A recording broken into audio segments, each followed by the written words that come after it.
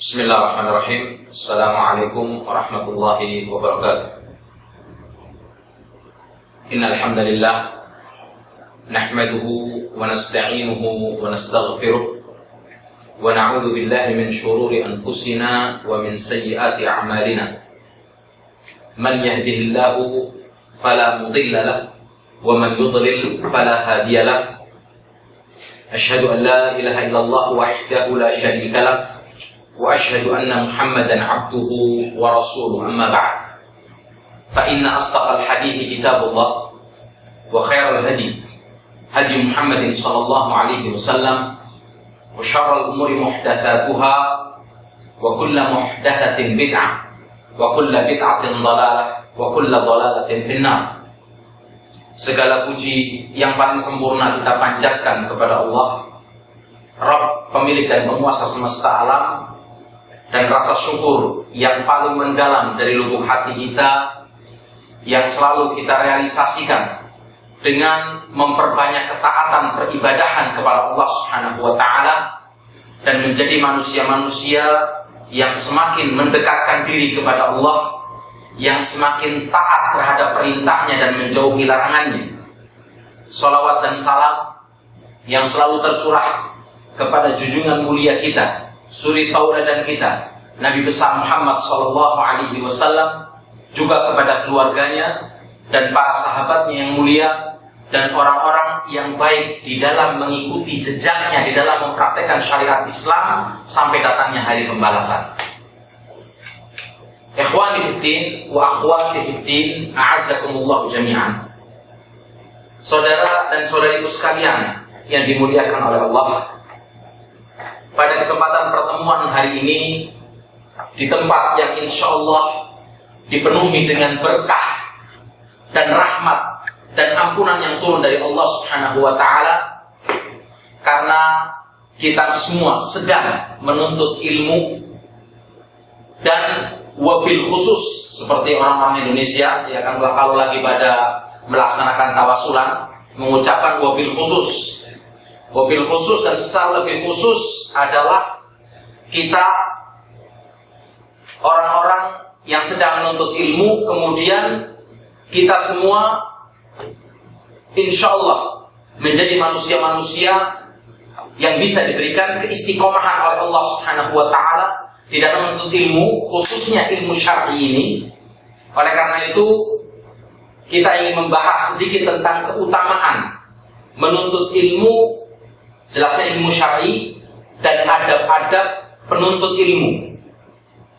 Karena di antara perkara yang paling mulia yang hendaknya menjadi kesibukan kita sebagai umat Islam adalah selalu menuntut ilmu syar'i. Walaupun semuanya tidak harus jadi ustaz dan semuanya tidak harus jadi ustazah, akan tetapi merupakan sebuah kewajiban bagi setiap muslim dan muslimah untuk pandai tentang agamanya, khususnya dalam prinsip-prinsip dasar Islam. Oleh karena itu merupakan kewajiban menuntut ilmu syar'i, yang jelasnya ilmu syar'i yang bersumber dari Al-Quran dan Sunnah Nabi Muhammad SAW. Karena ilmu yang bersumber dari keduanya adalah merupakan cahaya dan pelita bagi pemiliknya, sehingga orang yang berpegang teguh dengan kedua perkara ini, Al-Quran dan Sunnah Nabi SAW, dalam tanda kutip sesuai dengan pemahaman para salafus soleh, akan nampak jelas bagi mereka, akan nampak terang mana kegelapan dan mana cahaya, mana kebatilan dan mana kesesatan. Dapat membedakan orang-orang yang menuntut ilmu syar'i yang benar sesuai dengan apa yang diajarkan oleh Rasulullah kepada para sahabatnya, akan dapat membedakan antara petunjuk dengan kesesatan, kebenaran dan kebatilan, mana yang sunnah dan mana yang bid'ah. Oleh karena itu saudaraku sekalian, perkara ini adalah merupakan perkara yang mulia yang hendaknya menjadi perhatian khusus bagi setiap muslim dan muslimah. Dan ini perkara yang harus diutamakan, Karena ilmu itu lebih didahulukan daripada perkataan dan perbuatan. Jelas, karena Allah Subhanahu wa taala berfirman dalam surat Muhammad ayat 16, "Fa'lam annahu la ilaha illallah wastaghfir li dzambik."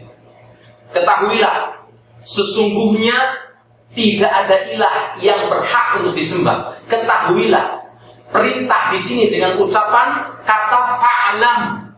Ketahuilah artinya berilmulah bahwasanya tidak ada ilah yang berhak untuk disembah, untuk diibadahi dengan benar kecuali Allah Tabaraka wa Ta'ala. Dan mintalah ampun kamu sekalian atas dosa-dosamu. Nah, di dalam ayat ini Allah Subhanahu wa Ta'ala lebih mendahulukan ilmu daripada perkataan dan perbuatan. Sebagaimana Imam Bukhari pernah membuat suatu bab di dalam kitab sahihnya, yang bab tersebut diberi judul Al-ilmu qablal qawli wal amal. Berilmu sebelum berkata dan berbuat. Kenapa? Karena apabila seseorang berilmu, maka dia tidak akan berkata kecuali dengan benar. Apabila seseorang memiliki ilmu, dia tidak akan berbuat kecuali dengan benar. Dia tidak akan beribadah kepada Allah kecuali dengan benar. Dia tidak akan mempraktekkan syariat Islam kecuali dengan benar. Dia tidak akan berzikir kecuali dengan benar. Dia tidak akan bersolawat kecuali dengan benar. Dan seluruh praktek beragamanya akan dilaksanakan dengan benar. Karena ketika dia berilmu, ini adalah merupakan suatu tanda. Dia tahu prosedur. Bagaimana seseorang diperintahkan untuk melaksanakan sebuah syariat sesuai dengan aturan tata cara yang telah diperintahkan.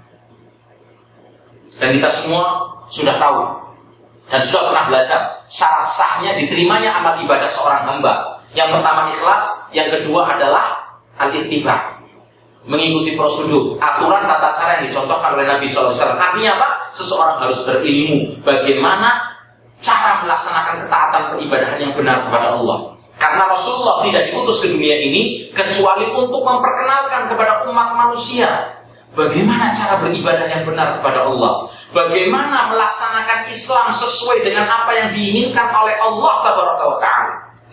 Ini harus kita ingat. Adapun dalil-dalil keutamaan orang yang menuntut ilmu, dan maksud ilmu di sini adalah ilmu syar'i, ilmu agama. Kita bisa melihat, ya kan, di zaman kita sekarang ini bagaimana manusia berlomba-lomba menuntut ilmu dunia. Yang ingin jadi insinyur, yang ingin jadi dokter, dengan segala bidang dan macam ilmu mereka berlomba-lomba.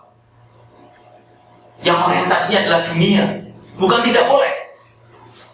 Bukan tidak boleh. Diperbolehkan kita menuntut ilmu sebanyak mungkin. Ilmu dunia selama tidak bertentangan dengan agama tidak apa-apa. Dan bahkan selama bermaslahat untuk agama tidak apa-apa. Bukan tidak boleh. Tapi kenyataannya yang sangat kita sayangkan, mereka begitu semangat berlomba-lomba menuntut ilmu dunia yang kemaslahatannya hanya untuk di dunia, tapi lupa kewajiban utama untuk menuntut ilmu syar'i, yang mana ilmu ini akan dia bawa di dunia maupun nanti di akhirat. Manfaatnya bukan di dunia saja, tapi di akhirat. Karena orang yang memiliki ilmu dunia saja tanpa dibarengi dengan ilmu syar'i, pengetahuan yang kuat tentang agamanya, maka kita bisa melihat mereka walaupun dengan ilmunya berjalan tanpa arah. Siapa yang berani menyangkal kalau Albert Einstein itu adalah orang bodoh?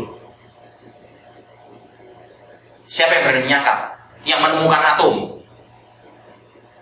Siapa yang berani menyangkal Thomas Alva Edison, ya, yang menciptakan, menemukan ini lampu yang sekarang kita pakai ini? Apa orang bodoh? Orang pintar. Tapi ternyata mereka adalah orang yang kufur kepada Allah Subhanahu wa Ta'ala. Yang muslim, Mungkin di negara kita, di Indonesia, Masya Allah, pemimpin-pemimpin kita, Allah yahdihim, semoga Allah memberikan petunjuk kepada mereka, adalah orang-orang yang pintar, bukan orang-orang yang bodoh. Tapi kenapa Indonesia menjadi termasuk negara terbesar dalam korupsi? Padahal mereka adalah orang-orang yang berilmu.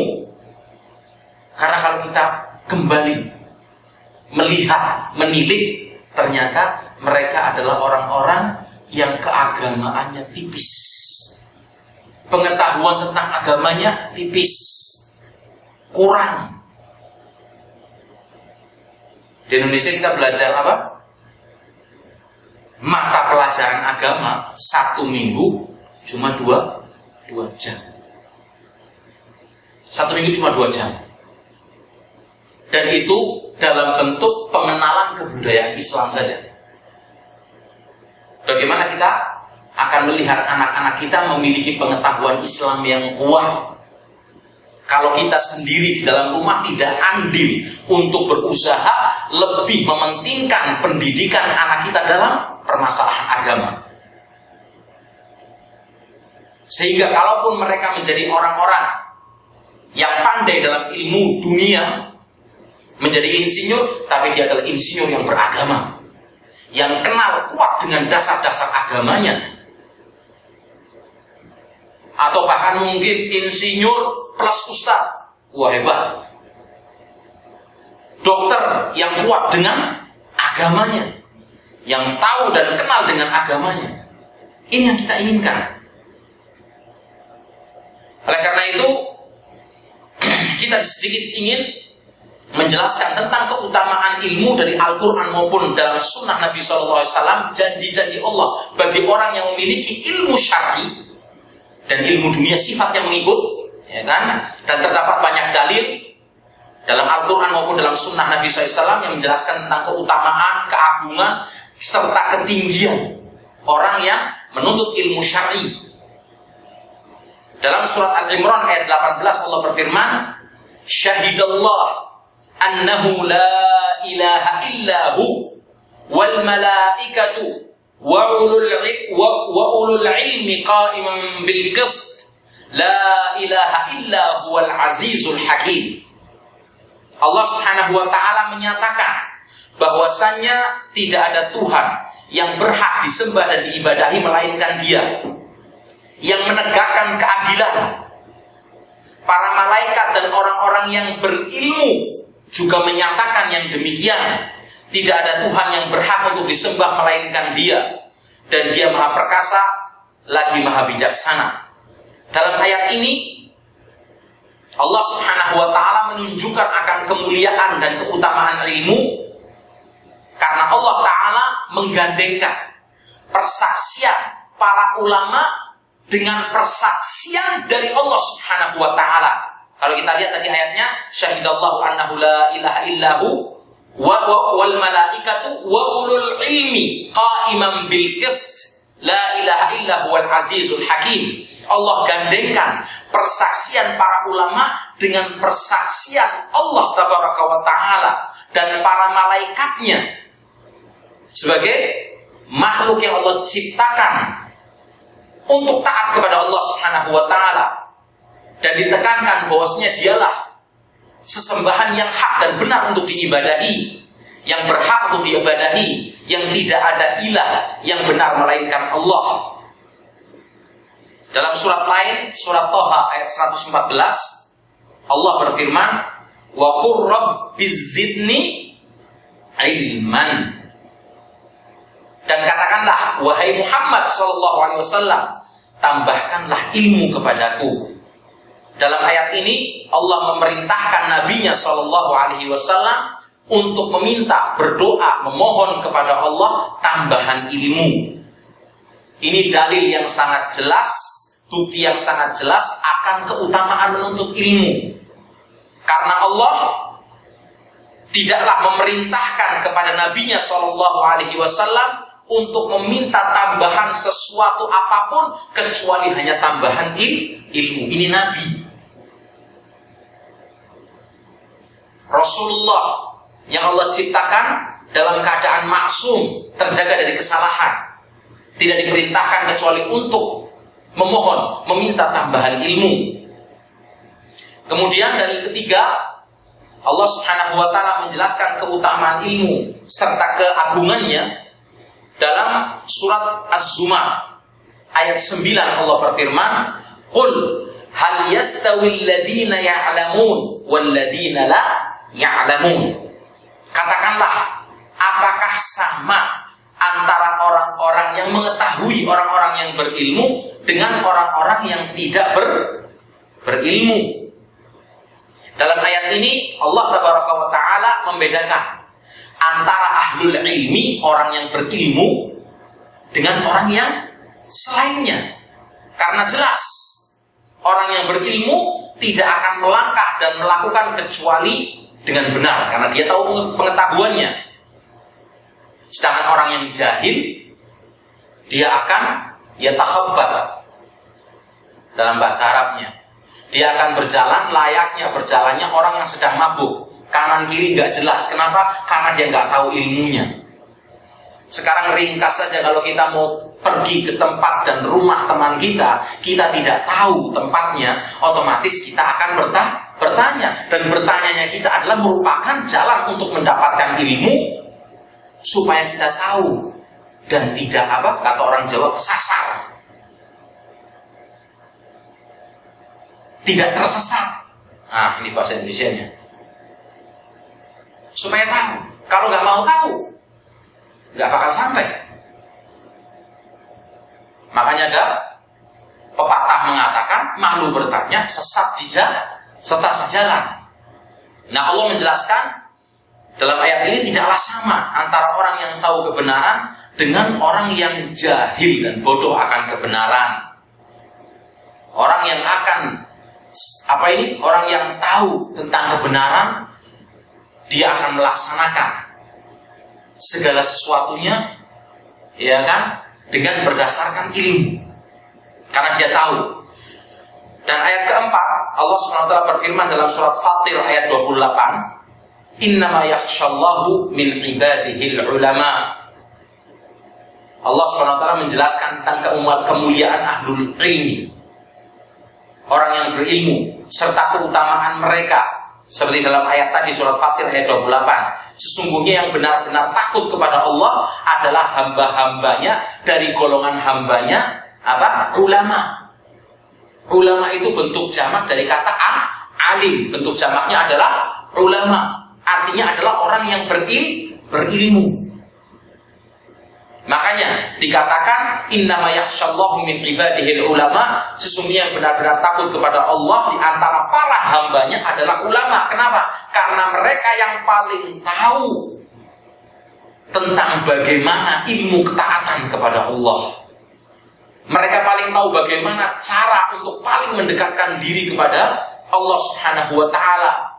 Mereka yang tahu ilmunya, bagaimana supaya bisa Allah cinta dan ridho kepadanya. Makanya dikatakan mereka adalah orang-orang yang paling takut kepada Allah, karena mereka adalah orang-orang yang hakiki dalam ketakutannya kepada Allah Subhanahu wa Ta'ala. Makanya dikatakan ahlul khasyah. Kemudian dalil-dalil keutamaan orang berilmu dari sunnah Nabi Sallallahu Alaihi Wasallam kita juga dapati banyak sekali, ya kan, dalil-dalil yang bersumber dari tadi Al-Quran, sekarang hadis Nabi Sallallahu Alaihi Wasallam. Di antaranya saya akan sebutkan hadis yang pertama, hadis yang diriwayatkan oleh Imam Muslim rahimahullah di dalam kitab sahihnya. Hadis ini dibawa oleh sahabat Abu Hurairah radhiyallahu an. Sesungguhnya Nabi SAW bersabda, "Man salaka tariqan yaltamisu fihi ilman, sahhalallahu lahu bihi tariqan ilal jannah." Artinya, barang siapa yang menempuh suatu perjalanan dalam rangka untuk menuntut ilmu, maka Allah akan mudahkan jalannya, Allah akan mudahkan baginya untuk menuju jalan ke surga. Seluruh aktivitas untuk sementara off, minta izin kepada sang suami Untuk sementara, misalnya hari Rebo kita off, ya kan? Sebentar, cuma beberapa jam. Biar istrimu tambah pintar, tambah menjadi manusia yang taat kepada Allah. Ketika menjadi manusia yang taat kepada Allah, akan semakin menjadi manusia yang taat kepadamu, wahai sang suami. Seluruh kegiatan diatur. 1 minggu kesempatan cuma sekali toh. Beberapa jam kita duduk, yang lainnya ambil untuk aktivitas kita semua sehari-harinya. Kita sempatkan untuk belajar ilmu Allah, karena ini akan menolong kita kelak nanti di hari akhir, yang akan menolong kita nanti ketika kita berhadapan dengan Allah untuk disidang nanti, yang akan menolong kita untuk bisa menjadikan anak-anak kita menjadi anak-anak yang soleh, dengan kita menyibukkan diri untuk taat kepada Allah Subhanahu wa ta'ala. Dan perjalanan kita jangan dianggap sia-sia. Dari rumah kita berangkat ke sini, janji Rasulullah SAW dalam hadisnya, barang siapa menempuh suatu perjalanan untuk menuntut ilmu Allah, maka Allah akan mudahkan baginya jalan untuk menuju surga, karena dia sedang mencari ilmu yang bisa mendekatkan diri kepada Allah Subhanahu wa ta'ala. Wa majtama'a qaumun fi baitin min buyutillah yatluna kitab Allah wa yatadarasunahu bainahum illa nazalat alaihimus sakinah wa ghasyiyatuhumur rahmah wa haffathumul malaikah wa dzakarahumullahu fi man indah. Tidaklah berkumpul suatu kaum di salah satu masjid di antara masjid-masjid Allah. Walaupun ini bukan masjid, tapi ini adalah merupakan tempat perkumpulan untuk kita mencari ilmu yang akan mendorong kita menjadi manusia yang semakin taat kepada Allah. Insya Allah kita juga mendapatkan keutamaan ini. Tidaklah berkumpul suatu kaum di salah satu masjid di antara masjid-masjid Allah, kemudian mereka membaca kitabullah, mempelajari bagaimana cara membaca yang benar, cara membaca Al-Quran yang benar dengan tajwidnya, kemudian dihafalin, difahami maknanya, direalisasikan dalam kehidupan kita, dan kita dakwahkan kepada saudara-saudara kita. Kita ajak saudara-saudara kita untuk belajar seperti kita sudah belajar. Mereka berkumpul membaca kitabullah serta saling mempelajarinya, yatadarasuna. Apa janji Allah melalui lisan nabinya? Kecuali akan diturunkan kepada mereka ketenangan. Gak ada orang taat kepada Allah gak tenang.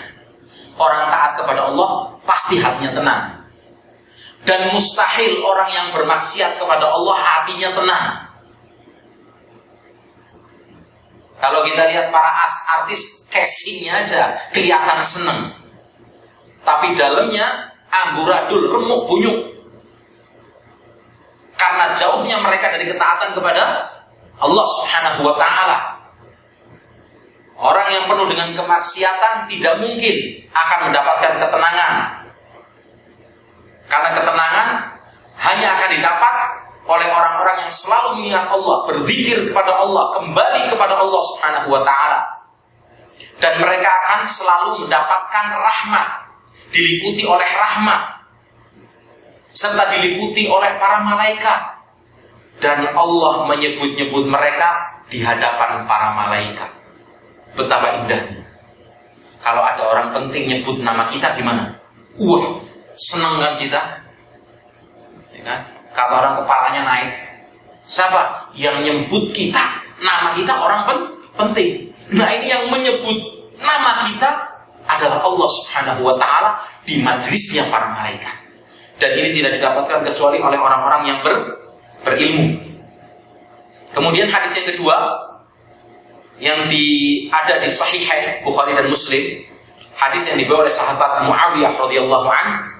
Sungguh Nabi SAW bersabda, "Man yuridillahu bihi khairan yufaqihu fid-din." Kita berdoa kepada Allah untuk bisa dijadikan sebagai orang-orang yang mendapatkan keutamaan ini. Barang siapa yang dikehendaki oleh Allah untuk ada kebaikan pada dirinya, niscaya akan difahamkan tentang urusan agamanya.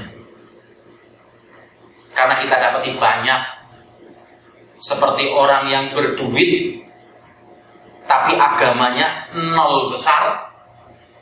Saking banyaknya duitnya, bingung mau keluarin duitnya kemana nggak tahu. Karena zakat nggak kenal, sedekah nggak kenal, bagaimana mengeluarkan zakat yang benar nggak tahu, bagaimana cara sedekah yang benar nggak tahu. Akhirnya larinya kemana? Ngumpulin mobil, ngumpulin villa, ngumpulin rumah. Nggak ada investasi untuk akhirat.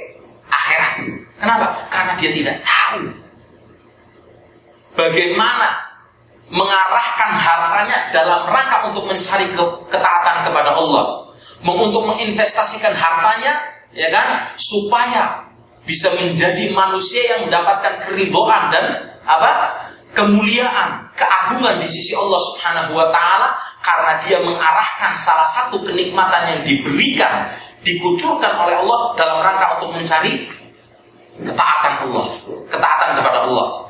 Makanya para siapa yang dikehendaki kebaikan, niscaya akan dipahamkan tentang urusan agamanya.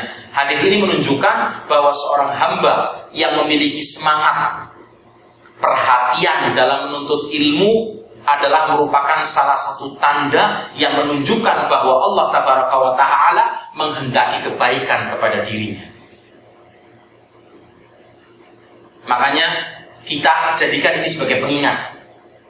Ya Allah, mudahkanlah kakiku untuk melangkah ke majelis-majelis ilmu, ke tempat-tempat untuk berzikir kepadamu, untuk mempelajari apa yang bisa mendekatkan diri kepadamu ya Allah, untuk mencari segala apa yang bisa lebih engkau menjadikan engkau ridho kepadaku ya Allah.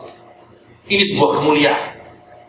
Tidak ada sebuah kemuliaan yang kita dapatkan sebagai manusia di dunia ini kecuali Allah berikan taufik kepada kita, ketepatan untuk bisa melaksanakan amal soleh, ketaatan peribadahan kepada Allah. Ini sebuah harta yang tidak bisa dibandingkan dengan seluruh harta di dunia ini. Allah berikan ketepatan, kemudahan untuk melaksanakan amal soleh, untuk mendatangi majelis-majelis ilmu. Kadang beratnya minta ampun, tapi mungkin giliran ada acara, mungkin bazar, ya kan? Padahal semua yang tampilkan di sana makanan yang mengenyangkan perut saja udah, habis itu dibuang, ya kan? Kata orang dulu, habis makan dibuang ke jamban, tahu jamban? Ya kan, tempat pembuangan kotoran. Wah, berlomba-lomba sampai disempet-sempetin. Giliran ke pengajian beratnya minta ampun. Mungkin kalau di Indonesia yang ramai acara arisan, wah, datang berlomba-lomba. Seakan-akan kalau nggak datang rugi, tapi giliran ke pengajian beratnya minta ampun. Oleh karena itu kita ingat, ketika Allah mudahkan kita dan berikan semangat untuk datang ke majelis-majelis ilmu, kita ingat bahwasanya ini adalah merupakan sebuah tanda Allah Subhanahu wa Ta'ala menghendaki kebaikan kepada kita. Karena siapa saja yang Allah kehendaki padanya kebaikan, maka akan difahamkan, dimudahkan untuk memahami agamanya, dimudahkan untuk mencari ilmu dalam rangka untuk mendekatkan diri kepada Allah.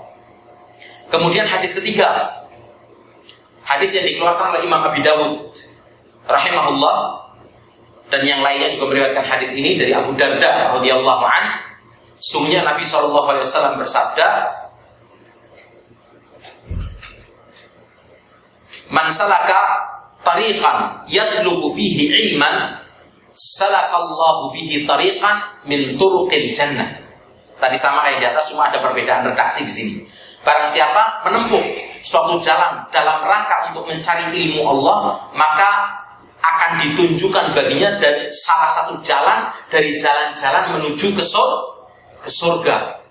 Karena mungkin ada orang yang diberikan taufik oleh Allah, ketepatan untuk lebih mudah dalam berpuasa, dan dia menggunakan kesempatan ketaatan berpuasa kepada Allah Subhanahu wa taala untuk menjadikan dia sebagai manusia-manusia yang mendapatkan pahala, kebaikan dan masuk surga melalui jalan puasa ini. Mudah baginya puasa. Ada mungkin orang lain yang sulit, tapi Allah mudahkan dia jalan untuk melaksanakan sholat. Nah, makanya jangan dilewatkan. Bisa jadi ini satu kebaikan yang Allah pilih untuk kita. Ada yang Allah mudahkan untuk membaca Al-Quran dan menghafalnya. Ada yang Allah mudahkan dari jalan sedekah. Ada yang Allah mudahkan dari jalan berbakti kepada kedua orang tua. Makanya jangan sia-siakan. Wa innal malaikata la tad'u ajnihataha ridan li talibil ilm. Sesungguhnya para malaikat meletakkan sayap-sayap mereka sebagai bentuk keridhaan kepada penuntut ilmu. Wa innal 'alima la yastaghfiru lahu man fis samawati wa man fil ard wal hitanu fi jawfil ma. Sesungguhnya semua yang ada di langit dan di bumi dari makhluk Allah tabaraka wa taala meminta ampun, memohonkan ampun, mendoakan, memintakan ampunan kepada siapa? Orang yang berilmu. Memintakan ampunan kepada Allah untuk orang yang berilmu, sampai ikan yang ada di dalam air. Al-hitan, ikan paus yang ada di dalam kedalaman lautan samudra, memintakan ampun kepada Allah untuk orang-orang yang berilmu. Wa inna fadlal alimi 'ala al-'abidi ka fadlil qamari lailatal badri 'ala sa'iril kawakib. Sesungguhnya keutamaan orang yang berilmu dibandingkan dengan ahli ibadah sebagaimana keutamaan bulan purnama terhadap sebuah bintang. Kita melihat ketika bulan purnama kemudian ada bintang-bintang di sampingnya, orang lebih tertuju melihat keindahan bulan purnama daripada bintang. Keindahannya akan lebih tampak dari pancaran sinar rembulan, ya kan, daripada bintang. Walaupun mungkin bintang juga bentuknya lebih besar, tapi letaknya lebih jauh, sehingga sinarnya tidak terlihat kecuali kecil sekali. Adapun bulan yang mungkin ukurannya dibanding bintang lebih kecil, tapi dekat, dia lebih memancarkan cahaya yang terang, sinar yang terang. Oleh karena itu, keutamaan orang yang berilmu dibandingkan orang yang ahli ibadah saja itu seperti keutamaan bulan purnama terhadap semua bintang. Kenapa? Karena orang yang ibadah kepada Allah tanpa disertai ilmu, rawan ibadahnya tidak diterima. Karena bisa jadi dia beribadah tanpa prosedur. Dia beribadah dengan sesuatu yang menyalahi prinsip dan tuntunan Islam yang disyariatkan oleh Allah. Oleh karena itu, ibadah di dalam Islam harus ditopang dengan ilmu. Orang beriman pun harus dengan ilmu. Apalagi melaksanakan sebuah peribadahan dan ketaatan kepada Allah Subhanahu wa taala. Sekarang kalau kita mau tanyakan, kita misalnya beli tanah, terus kita mau mengeluarkan sertifikat tanpa mengikuti prosedur yang benar, nggak mungkin akan keluar. Begitu juga dalam perkara melaksanakan ketaatan peribadahan kepada Allah Subhanahu wa taala. Dan ingat, banyaknya kita melaksanakan ibadah tapi salah, nggak ada artinya. Tapi sedikit berkesinambungan dan didasari pelaksanakannya dengan ilmu yang benar, ini lebih Allah cintai.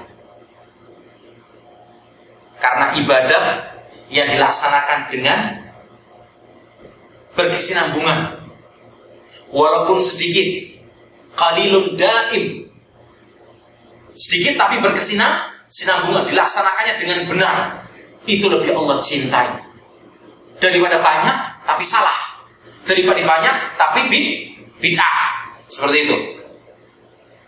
Kemudian wa innal anbiya lam yuwarrithu dinar wala dirhaman, innama warathul ilma faman akhadahu akhadha bihadzin wafirin.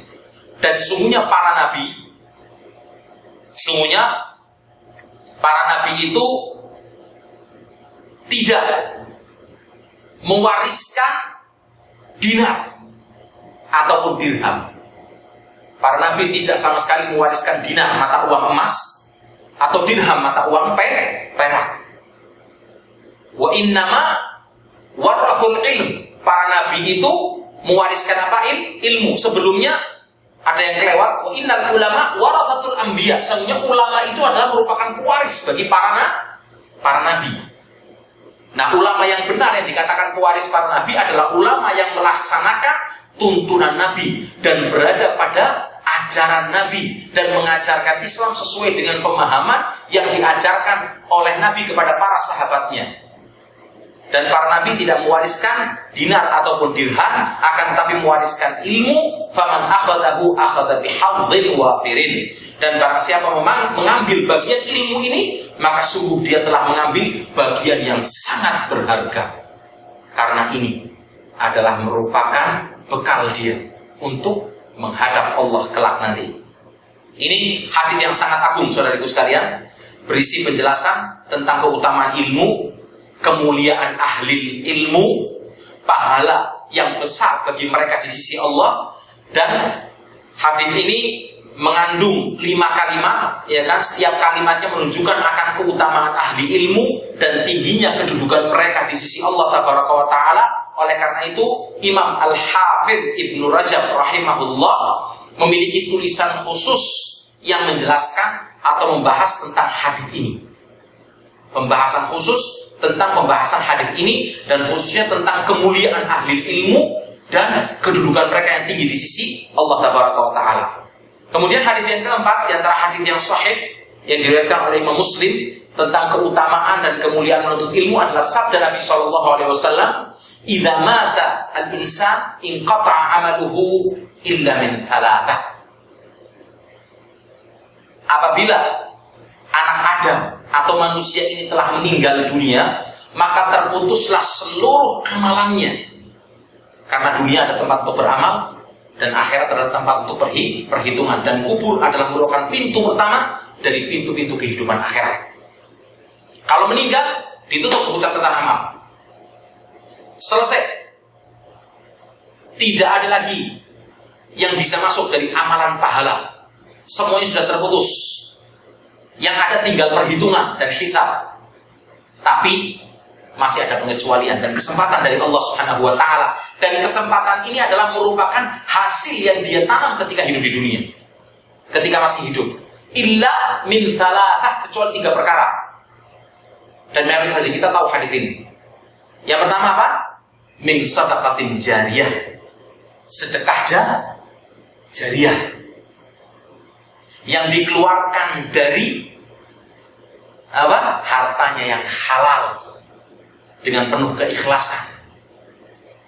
Dan bahkan bukan itu saja, ketika dia mengeluarkan harta yang halal untuk mencari keridhaan Allah dalam jalan sedekah, kemudian dilanjutkan oleh anaknya yang mengikuti jejak orang tuanya, ini pahala yang terus berjalan dan mengalir ke dalam kubur. Yang kedua, au ilmun yuntafa'u bih, atau ilmu yang bermanfaat. Dan ini macamnya sangat banyak sekali, dan bisa kita lakukan, dan bahkan kita berlomba-lomba untuk memberikan ilmu yang bermanfaat bagi diri kita, keluarga kita, anak keturunan kita, saudara-saudara terdekat kita, dan saudara-saudara kita se-Islam. Atau bahkan kita mengajak orang yang berada di luar Islam kepada Islam. Kalau kita bisa mengislamkan orang, Allah Akbar.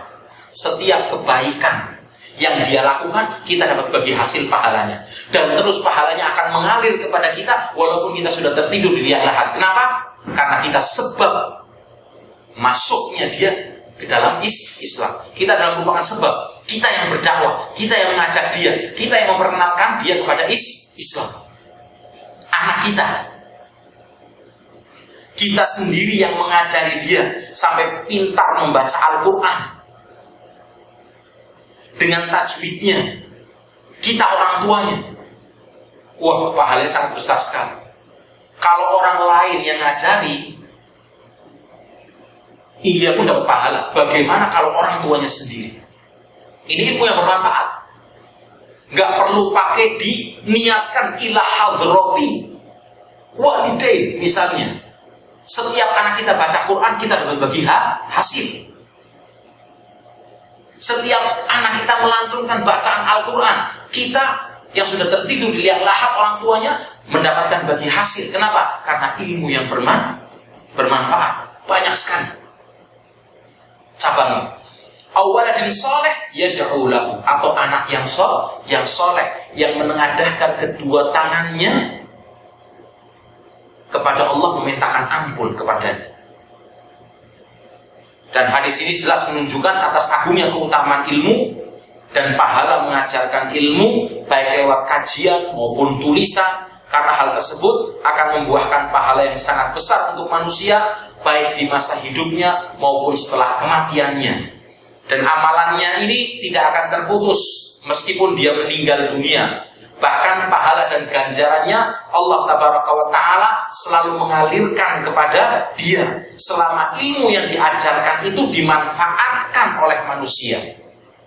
Ini merupakan perkara kedua yang Allah catat dan ditetapkan untuk manusia. Karena Allah Ta'ala telah menulis amal manusia yang dikerjakan semasa hidupnya, serta menulis bekas athar dari amalannya tersebut setelah kematiannya. Sebagaimana disebutkan dalam surat Yasin ayat 12, Allah berfirman, "Inna nahnu nuhyil mauta wa naktubu ma qaddamu wa atharahum." Sesungguhnya kami menghidupkan orang-orang yang mati. Kamilah yang akan menghidupkan orang-orang yang mati. Dan kamilah, kata Allah, yang menuliskan apa yang telah mereka kerjakan.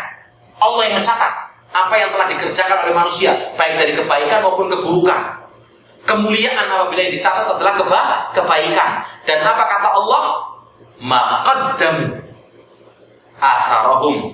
Kami yang menulis apa yang mereka kerjakan dan bekas-bekas yang mereka tinggalkan dari amal kebaikan yang masih akan terus mengalir ke dalam kuburnya sebagai amalan baik, sehingga dosanya semakin terkikis dan pahalanya semakin bertambah, karena ini adalah merupakan saham, modal yang dia tanam ketika masih hidup. Maka dicatat oleh Allah Tabaraka wa Ta'ala amalan seorang hamba dan bekas dari amalannya, dan athar bekasnya ini dari amalan seorang ada pada saat dia hidup maupun setelah kematiannya, terus masih mengalir. Oleh karena itu, pahala para ulama yang telah meninggalkan dan mewariskan ilmu dan karya tulisnya, mereka senantiasa selalu mengalir kepada mereka, kepada manusia, dan terus pahalanya mengalir ke dalam kuburnya selama manusia masih memanfaatkan kitab dan tulisan mereka. Kita bisa melihat bagaimana contoh misalnya Imam Nawawi rahimahullah yang mengarang buku Al-Arba'in An-Nawawiyah, dibaca oleh seluruh umat Islam di seluruh dunia, dikaji oleh seluruh umat Islam di dunia. Padahal Imam Nawawi umurnya cuma 40 tahun. Mensyarah buku Sahih Muslim, menjabarkan, menerangkan hadis satu persatu dari Sahih Muslim, yang ini menjadi kurikulum di sebagian besar dari universitas-universitas Islam. Bagaimana pahala yang didapatkan oleh Imam An-Nawawi? Dia mendapatkan pahala atas setiap orang yang membaca bukunya. Membaca saja sudah mendapatkan pahala. Inilah yang dinamakan ilmu yang bermanfaat. Kemudian di antara hadis yang menunjukkan akan keutamaan ilmu dan mengajarkannya adalah sabda Nabi SAW dalam Sahih Bukhari, khairukum man ta'allamal Qur'an wa 'allamahu. Ingat-ingat hadis ini. Sebaik-baik orang di antara kalian adalah yang mempelajari Al-Quran dan mengajarkannya. Di dalam hadis ini ada penetapan dari Allah kebaikan orang yang menyibukkan dirinya untuk mempelajari kitabullah, kemudian setelah dia pandai mempelajarinya, mengajarkannya, berdakwah. Oleh karena itu, mereka termasuk orang-orang yang terbaik dari umat ini, yang belajar Al-Quran dan mengajarkannya. Dan telah dijelaskan dalam hadis yang sahih juga, dalam riwayat Muslim, Nabi SAW bersabda, innallaha yarfa'u bihadzal kitabi aqwaman wa yadh'u bihi akharin. Sungguhnya Allah akan mengangkat derajat suatu kaum dengan Al-Quran dan menurunkan derajat kaum yang lainnya dengan Al-Quran. Sebuah kaum, sebuah desa, sebuah kota yang menyibukkan kegiatan mereka dengan ketaatan kepada Allah, khususnya Al-Quran, Allah akan angkat derajat mereka. Tapi mungkin sebuah tempat yang dipenuhi oleh manusia yang bermaksiat kepada Allah Subhanahu wa Ta'ala, Allah akan hancurkan, Allah akan rendahkan, Allah akan hinakan mereka. Makanya Allah katakan, Allah angkat sebuah kaum karena Al-Quran, dan Allah jatuhkan juga kaum lain karena Al-Quran.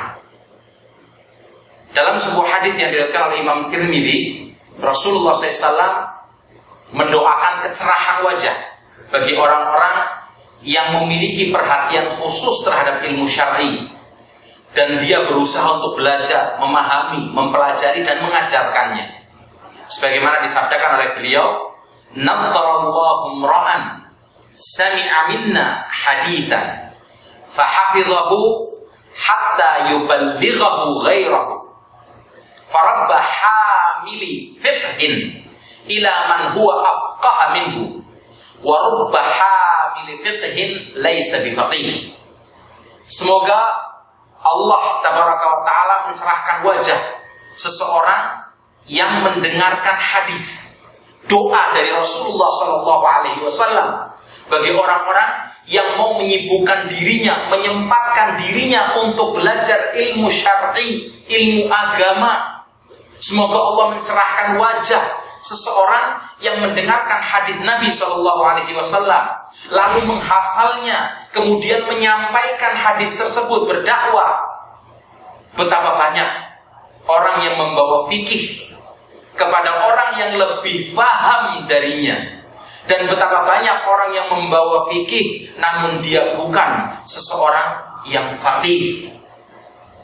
Kandungan hadis ini, saudara sekalian, menunjukkan akan keutamaan ilmu, karena Nabi SAW bersabda, berdoa dengan doa yang agung dan memohon keberkahan bagi ahlul ilmi dan penuntut ilmu.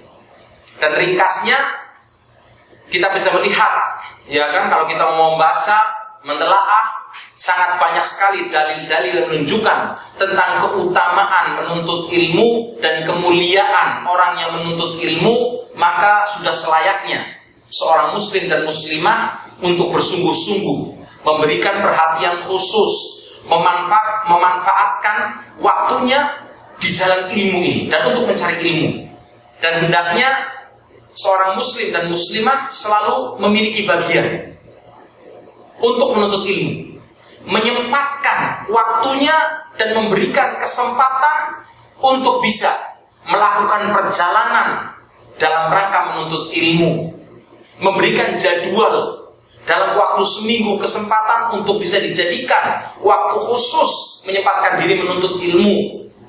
Oleh karena itu Nabi SAW setiap kali selesai melaksanakan sholat subuh, beliau selalu membaca doa. Dalam riwayat Abu Daud, Ahmad dan Imam Al-Baihaqi, Rasulullah selalu setelah sholat subuh itu membaca doa yang bunyinya, Allahumma inni as'aluka ilman nafi'an wa rizqan tayyiban wa amalan mutaqabbalan. Ya Allah, sesungguhnya saya meminta kepadamu, memohon kepadamu ilmu yang bermanfaat, kemudian rizki yang baik, yang halal, dan amalan yang diterima di sisimu. Doa ini senantiasa Rasulullah ucapkan setiap harinya setelah salat subuh sebagai petunjuk bahwa menuntut ilmu yang bermanfaat adalah merupakan tujuan terbesar bagi seorang muslim dan muslimah di setiap perjalanan waktu hariannya. Dia harus menyempatkan kesempatan khusus dalam setiap harinya untuk menuntut ilmu, walaupun nggak selalu datang ke pengajian, seminggu sekali pengajian. Ini sebagai panduan untuk kita mencari kunci dari guru-guru kita, orang yang lebih tahu, lebih pintar dari kita, mencari kuncinya. Kemudian secara harian pun ada kesempatan besar untuk kita menuntut ilmu, membaca buku. Kalau kita tidak pernah telat untuk buka Facebook, untuk buka email, untuk chatting, dan bahkan duduk berjam-jam di hadapan komputer, tapi kita lupa untuk membuka walaupun sedikit kesempatan waktu untuk belajar, mempelajari ilmu Allah, ilmu syar'i, membaca buku-buku agama yang bermanfaat, kemudian berusaha untuk kita praktekkan dan kita dakwahkan kepada keluarga kita, berzikir, mengingat kepada Allah Subhanahu wa ta'ala. Dan sesungguhnya menuntut ilmu ini lebih didahulukan daripada mencari rezeki dan beramal. Bukan berarti ya kan tidak boleh mencari rezeki atau apa, tidak. Tapi seorang muslim bisa memilah, bisa membuat jadwal kapan dia menyempatkan untuk menuntut ilmu sebagai sebuah keutamaan, dan kapan dia menyempatkan diri mencari rezeki, kemudian beramal, melakukan aktivitas yang lainnya. Karena ilmu ini adalah merupakan dasar dan fondasi yang dapat membedakan bagi kita antara rezeki yang baik dan rezeki yang buruk. Orang yang tidak tahu ilmu syar'i, tidak tahu ilmu agama, dia akan memakan apa saja. Yang penting saya dapat duit, yang penting saya dapat, ya kan, untung sebanyak-banyaknya, tanpa memikirkan dari jalan yang halal ataupun jalan yang haram. Tapi seorang yang berilmu dia tahu, orang yang kenal dengan Allah dia tahu, orang yang kenal dengan nabinya dia tahu, orang yang kenal dengan agamanya Islam dia tahu bahwasanya hartanya akan ditanyakan dari dua jalan, dari mana dia mendapatkan harta tersebut dan kemana dia keluarkan harta tersebut. Makanya orang yang berilmu dia akan memiliki filter, ya kan, atau memiliki antivirus khusus dalam dirinya, karena dia tidak mungkin akan mencari dari jalan yang haram dan memakan yang haram dan mengeluarkan ke jalan yang haram. Orang yang berilmu dia akan bisa membedakan mana amal yang soleh yang baik dan mana amal yang toleh yang jelek. Oleh karena itu seorang muslim dan muslimah hendaknya benar-benar memiliki perhatian terhadap waktunya dan digunakan secara khusus untuk menuntut ilmu, diberi kesempatan ya kan dalam waktunya untuk menuntut ilmu, baik setiap harinya atau setiap minggunya ada bagian khusus yang dia sempatkan untuk dia menuntut ilmu, memperdalam ilmu agama, memperdalam ilmu yang bisa menjadikan dia lebih dekat kepada Allah, lebih bisa menjadikan tahu kedudukan dia sebagai seorang hamba, lebih menjadikannya tahu akan kewajibannya kepada Rabbul Alamin, kepada Allah Tabaraka wa Ta'ala sebagai zat yang menciptakannya, memberikan kehidupannya, yang akan mematikannya, dan dia berasal, kita semua berasal darinya, dan kita akan kembali kepada Allah Tabaraka wa Ta'ala. Dan kita mempersiapkan diri dengan ilmu ini untuk menghadap Al-Khaliq, Sang Pencipta kita. Mungkin ini bisa bermanfaat bagi kita semua, dan semoga Allah Subhanahu wa Ta'ala memberikan taufik, ketepatan kepada kita, memberikan kemudahan untuk kita bisa melangkahkan kaki-kaki kita ke majelis ilmu ini, khususnya ibu-ibu, ajak teman-temannya, ajak saudari-saudarinya untuk menghadiri majelis ilmu, untuk sama-sama belajar, tawasau bil haq, tawasau bis sabr, saling memberikan nasihat dalam ketaatan kepada Allah, dalam mencari jalan keridhaan Allah, dalam menjaga diri untuk sabar menjauhi segala apa yang dilarang oleh Allah Subhanahu wa taala, dan bersabar dalam melaksanakan dan mempraktekkan Islam ini, dan bersabar menjaga diri untuk menjauhkan kita semua dari perkara yang dilarang oleh Allah sampai Allah ambil kita kembali dan Allah cabut nyawa kita dan kita kembali ke hadiratnya. Subhanakallahumma wa bihamdika asyhadu an la ilaha illa anta astaghfiruka wa atubu ilaik. Wassalamualaikum warahmatullahi wabarakatuh.